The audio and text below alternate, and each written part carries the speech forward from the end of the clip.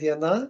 Šiandien mūsų svečias krizių valdymo ekspertas Darius Ratkevičius.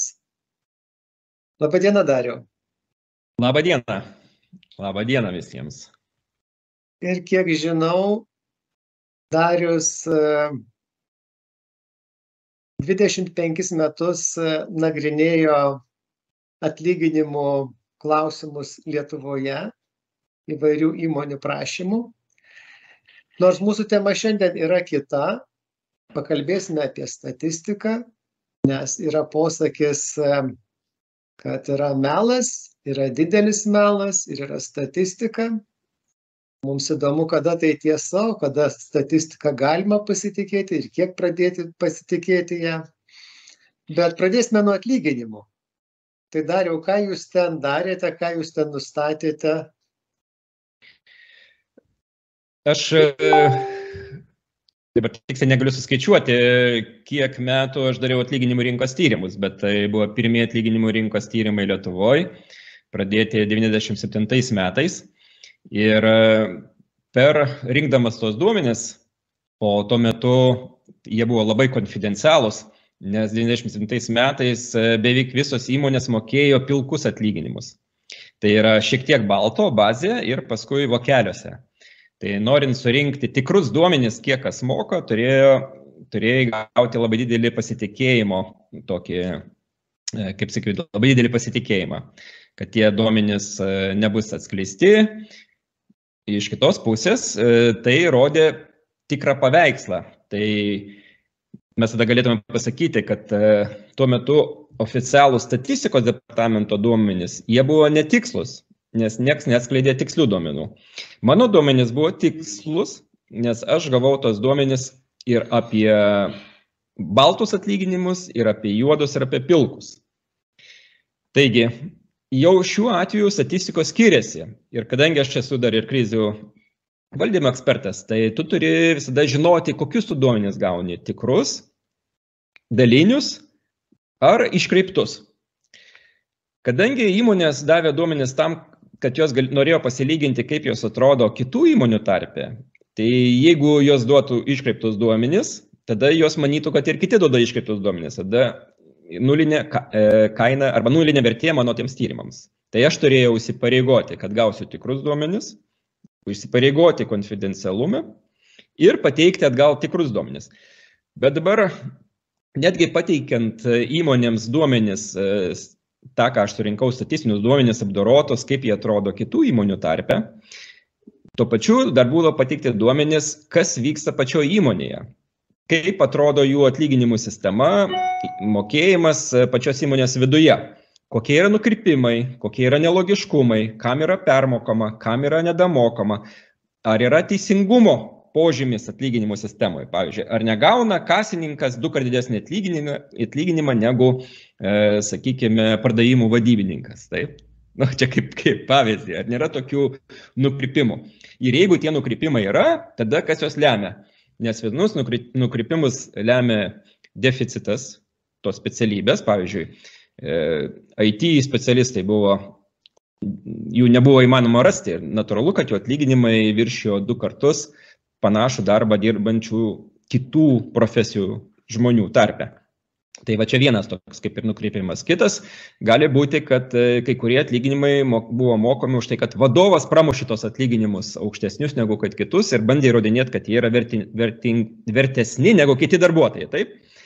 Ir šitoje vietoje, norint suprasti, ką rodo statistiniai duomenys įmonės viduje, buvo labai svarbu suprasti, o kodėl jie tokie, kokia politika įmonės viduje lemia, kad yra tokie arba kitokie nukrypimai. Nes norint kažkokias išvadas daryti iš statistikos, norint kažką keisti įmonės viduje, reikia suvokti, kokia tavo politika tau pačiam ir kenkia. Kitu atveju tai yra duomenys tik tai, kurias tu gali interpretuoti vienaip ar kitaip, spėlioti ir su jais tada nėra jokios naudos. Taigi dabar, kada rimai mes su tavim nagrinėjom statistinius duomenis, kuriuos mes gauname apie COVID-ą, susirgusių skaičius ir panašiai, tai mes negalim patikrinti jų tikrumo, nes ne patys mes renkame. Bet mes, matydami tą duomenų masyvą, tas tendencijas, su tavim iš tikrųjų galim daryti vienas arba kitas prielaidas arba išvadas.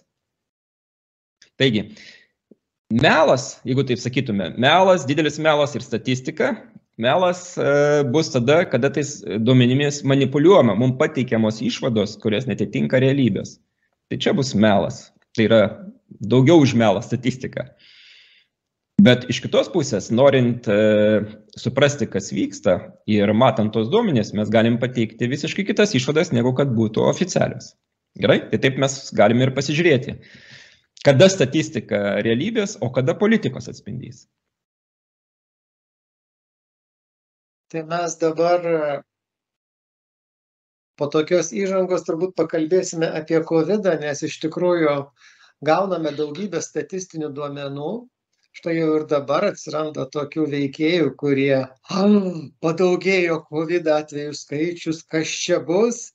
Jau Vokietijoje atsiranda tokių nevykėlių, kurie sako jau dabar, kad tiksliai žino, kad spalį reikės pradėti vaikščioti su kaukėmis, kurios neaišku, kam reikalingos. Tai mes šiandien pakalbėsime apie vasario mėnesį, apie 2 pokyčius.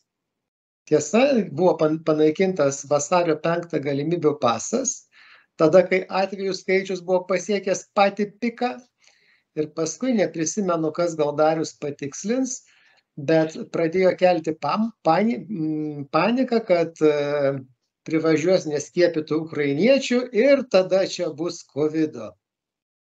Tai suprantama, kad iš to viso gąsdinimo išėjo eilinis muilo burbulas. Tai Dariau, į kokius skaičius reikia žiūrėti mums?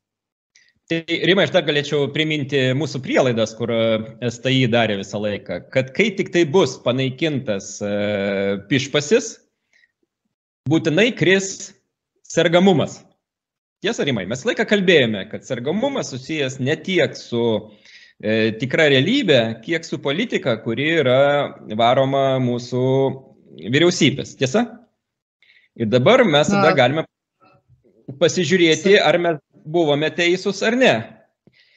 Aš iš esmės sutinku, tik sakau, žodžio sergamumas aš nemėgstu, nes jie čia fiksuoja primityviausiai COVID-19 atvejų skaičių, tai yra tuos, kurie turi simptomus ir kurie neturi simptomų. Jeigu žmogus puikiai jaučiasi ir turi teigiamą testą, tai čia man į žodį sergamumas niekaip netelpa, bet su ta išlyga tai aš puikiai sutinku. Aš irgi pilnai suprantu, kad prie to visko, kas vyko žiemą, didžiąją dalimi prisidėjo vyriausybės politika, mažiau kaltas virusas. Sakyčiau, užpernai žiemą labiau buvo kaltas virusas, o jau pernai žiemą daugiau problemų pridarė vyriausybė ir dabar matome ekrane atvejų skaičių, kuris štai kaip gražiai pradėjo mažėti po to, kai buvo vasario 5 panaikintas galimybių pasas. Jeigu tai būtų toks mažėjimas prasidėjęs, kai galimybių pasas būtų įvestas, įsivaizduojate, kaip triumfuotų mūsų taip vadinami ekspertai? Dar, Rimai, noriu klausytojams pasakyti, kad jeigu mes stebėtume, uždėtume grafikus, reiškia, sezoniškumo, ligų sezoniškumo, tai grįžk prašau prie tos pirmos skaidrės. Tai ligų sezoniškumas rodytų, kad šitas plato turėtų būti dar užgriebti visą ir kovo mėnesį. Nes ligų sezonas nėra kažkoks vienas mėnuo, jis yra gana ilgesnis. Bet šiuo atveju mes matome, kad kai tik tai šitas negalimybių pasas buvo panaikintas, mes matome gana stiprų kritimą žemyn. Tai lygiai tą, ką mes sakėme. Ir mes dabar galėtume paklausti, o kur čia politika? Taip? Kas lėmė tų duomenų kilimą arba kas lėmė kritimą? Tai, Rimai, tu jau vieną priežastį paminėjai, kad žmogus nesergantis buvo priskiriamas sergančiam. Ir tai vadino jie besimptominė lygos eiga. Tiesa, tas, kas visiškai netitinka medicinos standartų. Absoliučiai netitinka medicinos standartų. Visada yra žmonių nešiojančių virusus, bet jie neserga. Ir mes su tavim nešiojam milijonus virusų ir milijonus bakterijų viduje. Norėjau sakyti, Dariau, mes abu sergam po milijoną lygų, bet diagnozuotų tik tai vieną, nes likęs 999 000 niekam nėra svarbios. Tai čia niekada nešiotojai nebuvo priskiriami sergantiesiems. Jie buvo nešiotojai ir mes visi nešiojame krūvas. Tai jau čia politikos sprendimas, pakeiskime nešiotoją arba žmogų nesergantį, pavadinkime sergančių, prirašykim prie lygos. Ir iš karto automatiškai jums rodo absoliučiai visai kitus skaičius sergančių ir nesergančių, taip, tarpe. Nes mes visus nesergančius, turinčius tą virusą priskiriam prie sergančių. Jau manipuliacija statistinė ir tada tie duomenys yra žymiai baisesni, negu kad yra realybė. Tai čia politikos momentas. Dar aš norėjau, Rimai, priminti, kad buvo viena profesorė, kad tvirtino, kad prasidėjus karui Ukrainoje ir žmonėms nusileidus į metro stotis, visiems susigrupavus ir žinant, kad Ukraina yra nepaskiepyta, paskiepytų gyventojų skaičius yra mažiau kaip 30%, kad būtinai kils COVID epidemija Ukrainoje ir mirs tūkstančiai tose metro statyse. Ir nors mes girdėjome apie nors vieną tokį atvejį, kad kažkas metro stotyje, viso metro stoties užsikrėtė COVID, visi išgriuvo, visi serga, visiems pakilusios temperatūros, visi baisiai kosėja, išorėje išeiti negali, nes ten bombarduoja. Girdėjom? Nulis. Na, negirdėjom, bet aišku, situacija ten yra kita, ten manau, kad turėjo būti tokių atvejų, kai tas COVID-as išplito, tik tai tiek, kad tame strese nelabai kam rūpi, ta liga, kuri daugeliu atveju yra sloga.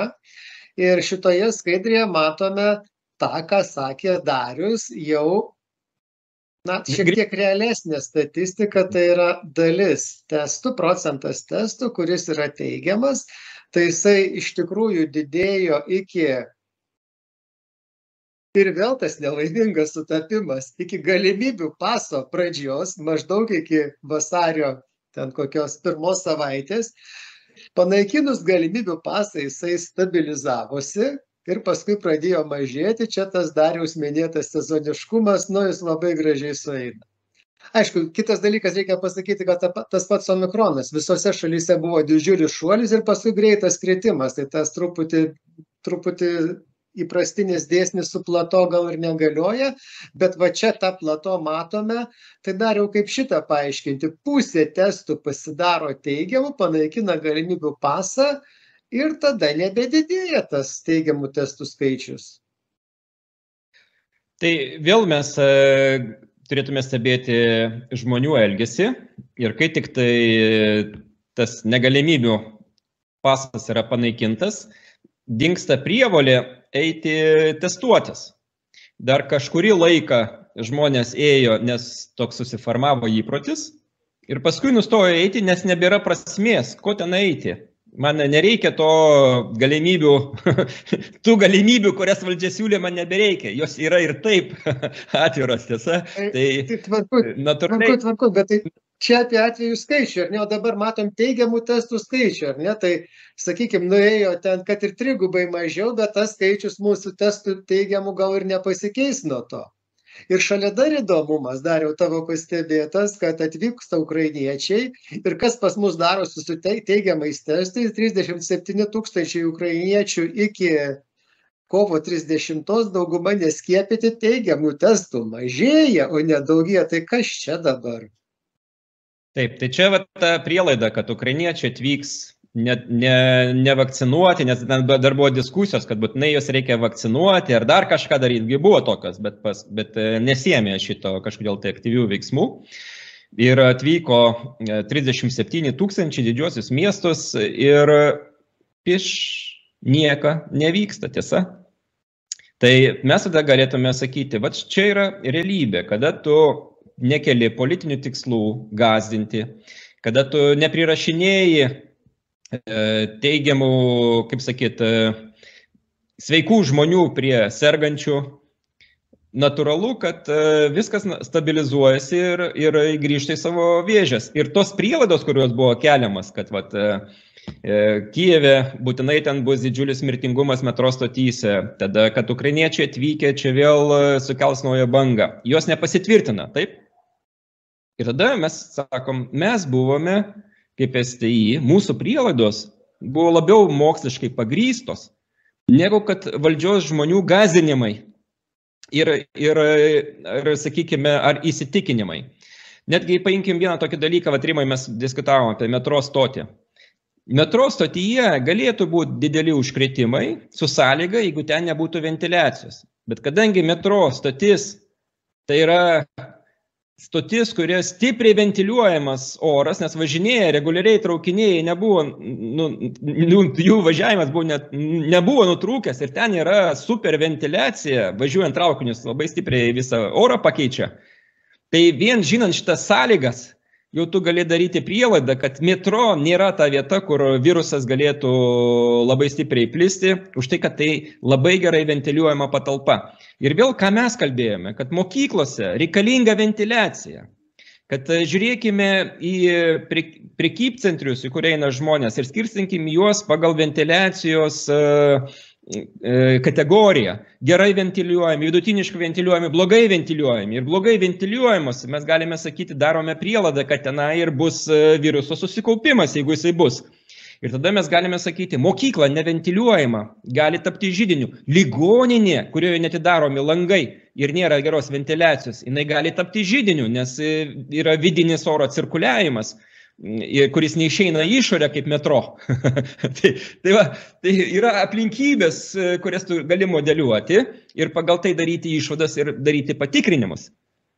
Tai viską, ką mes kalbėjome, turėdami omeny patirtį, žinias, mūsų visos prielaidos pasitvirtino. Nors vieną prielaidą pasakytų, kur STI buvo neteisi. Tai šitie paskutiniai grafikai, kurie rodo, pišpasi nuimėm, sergamumas, oficialus sergamumas krenta žemyn, karas Ukrainoje prasideda, sergamumas toliau krenta, iš Ukrainos atvyksta 40 000 nevakcinuotų moterų ir vaikų, jokio, net mažiausio šuolio į viršų net nėra, tiesa? Susikritimas. Pažiūrėkime dar vieną skaidrę, gal ją galim tikėti. Tai yra žmonių skaičius, covidinių atseit pacientų skaičius ligoninėje. Aišku, šita skaidrė, jinai irgi gali sukelti tam tikrų abejonių, juk mes turime savo bendrą gerą draugą, ar ne, Andrių, kuris taip pat buvo covidinis pacientas, kadangi po to, kai pasveiko nuo covido, jam ištiko akmenligės priepuolis ir testas tebebuvo teigiamas, jisai tapo covidiniu pacientu, paskui šaipėsi, įdėjęs įrašą į Facebooką, reiškia, mes čia jokios paslapties neatskleidžiam. Pasižiūrėkime, panaikina šitą segregacijos pasą. Ir ligoninėje po 2 savaičių pradeda mažėti, po 2-3 savaičių pradeda mažėti covidinių pacientų skaičius. Tai kaip čia suprasti? Tai dabar, Rimai, mes čia žinome, kad tai susiję su ligonių kasų apmokėjimo politika. Pasakyk, kaip mane matuosi, aš sakysiu, kaip aš elgsiuos, taip? Ir jeigu mes dabar žinome, kad covidinės lovos yra ne tam, kad jos tuščios stovėtų, bet kad jos būtų užpildytos ir kad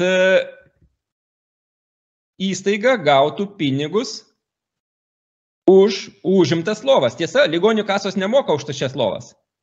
Ligonių kasos moka už užpildytas lovas. Ir moka už kodinės lovas daugiau negu nekodinės lovas. Tai natūrali seka iš to yra, kad tokiu būdu buvo motyvuojama netiesiogiai ir skatinama tai, kad matydamas skyriaus vedėjas, kad yra per daug tuščių lovų, ką jisai linkęs padaryti? Kažką paguldyti. Ir čia yra dar viena politika, kuri lemia tai, kad lovos užsipildo tik dėl to, kad jos yra. Jeigu jų nebūtų, jų ir neužsipildytų. Tai aš Šitą vertinu daugiau su tuo, kad kai buvo šitas segregacijos dokumentas panaikintas, man atrodo, tiksliai dabar nepamenu, man atrodo, pradėjo numirinėti ir covidinių lovų skaičius arba reikalavimas, kad jos būtų ir būtų užpildytos. Natūraliai pradėjo jos atmirinėti. Nes mes susidūrėme su nemažai pažįstamų, kurie tvirtino, kad jam siūlė pagulėti dėl visako. Tavo nesunki ligos eiga, bet yra tuščia lova, tai pagulėk dėl visako, mes tave pastebėsime. Ir mano manimu tokių buvo nemažiau kaip pusė. Dėl visako. O ligoniniai tai reiškia užpildytą lovą ir apmokėjimą. Tiesa. Geras čia pastebėjimas, iš tikrųjų mes jau keletą mėnesių kartu kalbame apie tai. Balandžio mėnesį bandėme rašyti raštą Sveikatos apsaugos ministerijai. Tai norėtumėm žinoti, ką tie covidiniai vadinami pacientai ten veikia, tose ligoninėse, kitaip sakant, kiek jų ten yra dėl covido, o kiek tiesiog turi teigiamą testą, galbūt kažkas koją susilaužė, gal kažkam akmenligės priepuolis, gal kažkas paspringo kažkuo, bet jie covidiniai pacientai. Tai 2 mėnesius ministerija, kas kartu su statistikos departamento svarstė mūsų šitą raštą ir po maždaug birželį gavome atsakymą, kad naujų duomenų teikti jie neplanuoja. Tai kodėl? Tai ką mes galėtume kaip apibendrinti šiuo atveju? Mes galėtume apibendrinti tai, kad analitinio mąstymo labiausiai trūksta. Būtent analitinio mąstymo, priežasties pasekmės ryšio, kas, jeigu kas, kokios politikos lemia tam tikrus elgesio pokyčius ir rezultatus. Taip, yra politika. Politika, kuri sako, moku tik tai už užpildytą covidinę lovą. Jeigu jinai tuščia, ligoninė pinigų negauna, tai mes galėtume sakyti, jeigu yra tokia politika, tai greičiausiai ir bus daromi veiksmai, kad tas lovas užpildyti. Nes kitaip ligoninė negauna pinigų. Logiškas ryšys. Jeigu mane taip vertina, moka, už tai gaunu. Tačiau kas taip analizuoja? Kas analizuoja tokius dalykus? Ir šiuo atveju mes susidurėme su to, kad iš tikrųjų statistika tik surenka duomenis. Ir mes iš tų duomenų galime daryti tik tai prielaidas arba iškelti prielaidas, kurias tada reikia analizuoti ir patikrinti. Tai man džiugu, kad mūsų Sveikatos teisės instituto prielaidos visą laiką pataikė į 10-tuką. Aš neatsimenu dienos prielaidos, kur mes būtume nepataikę, nes jos buvo logiškai, moksliškai, tiksliau, logika yra mokslo pagrindas, taip? Jos buvo logiškai sukonstruotos, išmąstytos ir pateiktos. Mes prieš metus jau sakėm, tiesa 3 mėnesiais pavėlavę palyginti su šiuo atveju jau tikrais profesoriais, kad vakcinos nesukurs populiacinio imuniteto. Mes buvom visaip demonizuojami, šiokie, anokie. Tai dabar aš tokią netikėtą skaidrę atversiu. Čia yra Haitis, žalia ir Lietuva. Aišku, nekalbam apie atvejų skaičių, nes Haitis gana mažai testuoja. Bet žiūrime tiesiog į teigiamų testų procentą, iš tikrųjų lentelė panaši, va čia mūsų tas segregacijos pasas panaikinamas, pradeda stabilizuojasi, paskui mažėja. Ir Haitis. Teigiamų testų, nepalyginamai mažiau, atvejų iš viso skaičius mažiukas, nes jie nedaug testuoja, matyti tik tai rimtesnius tokius. O gal mes bendravome, Dariau, atsimeni, kiek Haityje paskiepyta nuo COVID žmonių? Ne. Iš kur galiu atsiminti? Beveik 2%. Šiek tiek daugiau kaip 1. Apie 1,5. Tai net nežinau, ką čia pakomentuoti, kas čia gali būti nepastebima iš tos skaidrės, nes pas mus visą laiką yra blogesnė situacija su COVID-u. Aišku, geografija daug kas skiriasi, bet jeigu vakcinos tokios geros, čia 70% paskiepyta, ten 50 kartų mažiau, nu tai turi būti kažkokia iš to nauda, ar ne? Rimai, aš dar tau galiu pasakyti, aš grįžau iš Kirgizijos, kurioje nieks beveik nesiskiepijo ir ten jokios tragedijos neįvyko. Jokios tragedijos neįvyko. Man kartais taip ant liežuvio norisi pasakyti, tai kvailys Lukašenka ir tas su COVID-u geriau susitvarkė.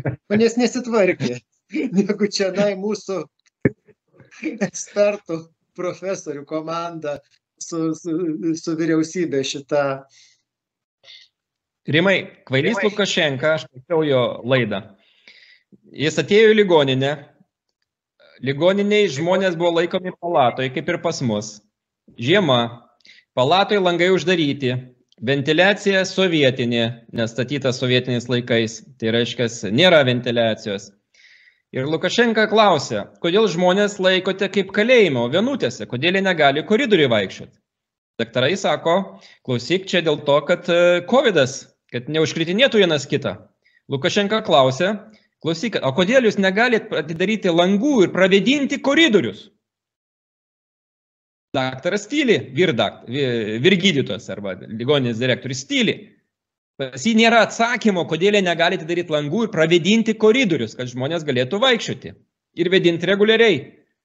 Ir tada Lukašenka baigia, žiūrėk man, vėdink koridorius, kas pusvalandį. Ir žmonės tegu vaikšto. Dabar pavadink, kad jis kvailas. O tai. Tai yra sveika logika. Jokio stebuklo. Vėdins ir virusą išvėdinsi. Na taip, šitoje vietoje tenka atsiprašyti, aišku, tai. Pasakyk vyrgydytojo logiką. Kame vyrgydytojo logika? Mokyklose logika pasakyk, kai uždėkit vaikams kaukės ir užkamšykit langus, užklijuokit, kad koks bezdaliukas neišeitų. Arba virusas. Pasakysiu, kokia jo logika. Jeigu aš atidarinėsiu langą žiemą, man kainuos daugiau šildymas. Va, susiduria ekonominė logika, vėdinti. Tada rūpintis tuo, kad vėdinti, reikia, kad kažkas atidarytų langus, uždarytų langus, žmonės sakytų, kol atidaryti langai, prašau, sueikite į palatas, dabar atidarysime langus, galite išeiti, taip, tai yra jau valdymo elementai. O iš kitos pusės Lukašenkos mintis, kad reikia vėdinti ir viruso mažės koncentracija, sveikas protas, nieko daugiau. Nežiūrint tai, kad jisai turi daug ir nesveiko proto.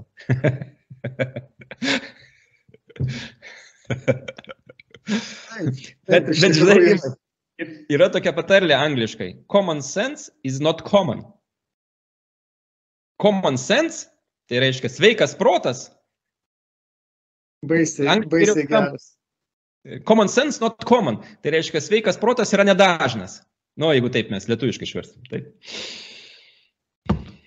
Čia pasakei common vertimą, aš prisiminiau nepageidaujamų reakcijų klasifikaciją ir vertėjus, nes uncommon adverse reactions yra tokios, kurios pasireiškia nuo 1/10 iki 1% žmonių, tai kai kurie šaunuoliai vertėjai sugeba išversti uncommon nebūdingos nepageidaujamos reakcijos. Tai čia labai panašu. Ja. Tai ką, ačiū už įdomų pokalbį, Rimai. Ačiū Dariau už tokį pokalbį, už improvizaciją ir iki kitų susitikimų. Iki.